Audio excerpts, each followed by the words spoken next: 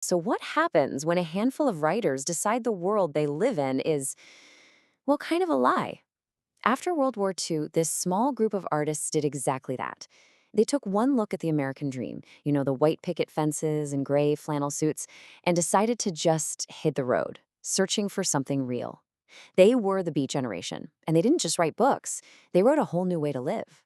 And this quote, right here from their most famous novel, it's the perfect place to start. It's not just a line of text, it's a mission statement. This one idea, this absolute hunger for life in all its messy, glorious, and frantic forms, that is the roaring engine at the heart of the entire Beat movement. Okay, so to really get what the Beats were all about, we first have to understand the world they were so desperate to escape. What exactly was this machine they were writing against? Well, the name itself tells you everything you need to know. Beat had this brilliant double meaning. On one hand, yeah, it meant feeling beaten down, totally exhausted by the pressures of society. But on the other hand, Jack Kerouac linked to beatific, like a holy, blissful state. The whole idea was that you could find grace in that exhaustion, that there was something almost sacred about being an outsider. And this slide just lays out the clash of worlds perfectly. On one side, you have mainstream America, conformity, materialism, Cold War paranoia, the whole suburban ideal. And then the Beats came along and offered this radical alternative: spontaneity instead of rules, raw experience over new stuff, Eastern spirituality to counter the anxiety, and the wide open road over the quiet cul-de-sac. And they weren't the first to feel this way. It's kind of like what happened with the lost generation after World War I. You know, writers like Hemingway and Fitzgerald who felt like all the old values had been shattered by the war. The Beats were like their spiritual successors, another generation of artists reacting to this huge global trauma by just searching for a more honest way to live and write. The whole movement really revolved around this tight-knit nucleus of three incredible writers. They all met around Columbia University in the 1940s, and together they became the architects of this whole literary rebellion. First, you've got Jack Kerouac. I mean, if the Beat Generation had a heart, it was absolutely him. All of its core themes, that restless search for meaning, the romance of the road, the deep longing for some kind of spiritual truth, it all just flowed from him. He was its soul. Kerouac's masterpiece, On the Road, pretty much became the Bible of the movement. The story is legendary. He wrote it in just 3 weeks on a continuous scroll of paper because he was trying to capture life as it happened. He called his method spontaneous prose, just writing with the same wild, improvisational energy as a jazz solo, trusting the raw, unedited truth of the moment. He basically invented the modern road trip as this epic quest for meaning. Next up is Allen Ginsberg, who became the powerful, almost prophetic voice of the movement. If Kerouac was the heart, you could say Ginsberg was the conscience. A poet who was absolutely not afraid to shout, to protest, and to challenge the nation's very soul. This is the opening line to his poem Howl, and it landed like an absolute bomb in 1956. The poem's raw language and its frank talk about sexuality led to this huge landmark obscenity trial. And when the judge ruled in Ginsberg's favor, it was a massive victory for free expression in America. It proved that art could, and probably should, challenge the status quo.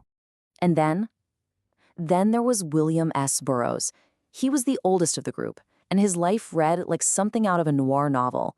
He was by far the most experimental, the most controversial, and the most darkly radical of them all.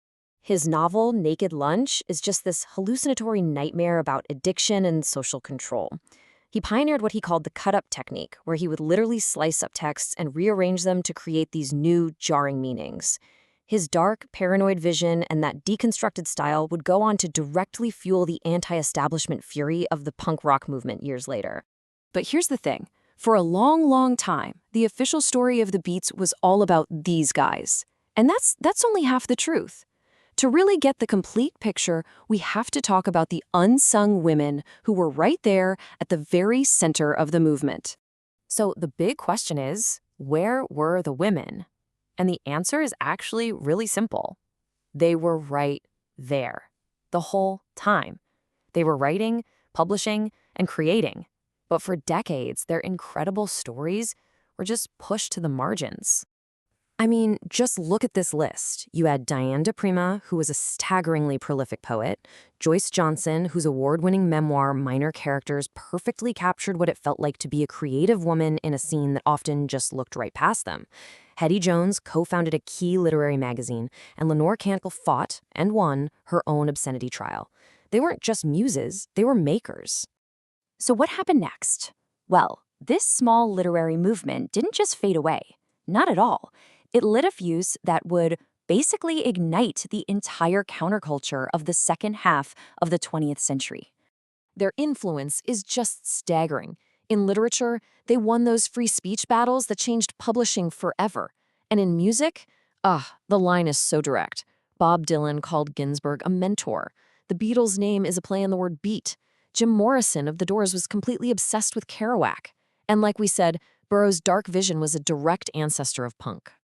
This timeline just lays it out so perfectly. The beats of the 50s, they laid the foundation.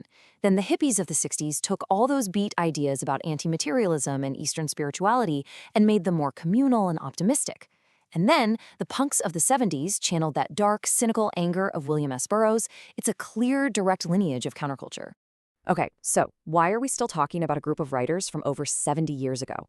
What is their lasting lesson for us today? Here's the most crucial point. The Beats gave us a blueprint for how to creatively dissent. They showed the world that you could look around, reject its hollow values, and instead of just complaining, you could create powerful, lasting art out of that rejection. Their core principles are what keep them so relevant. First, they valued authentic, lived experience over just performing a role for society. Second, they insisted on listening to voices from the margins, jazz musicians, outcasts, the poor. And finally, and this is so important, they treated art not as some product, but as a deeply spiritual practice. And that brings us to one final thought. In our world of carefully curated online profiles and personal brands, where every single moment can be edited and perfected, the Beats leave us with this really provocative question. What would it actually mean to live like a Kerouac jazz solo, to live a truly unrevised life?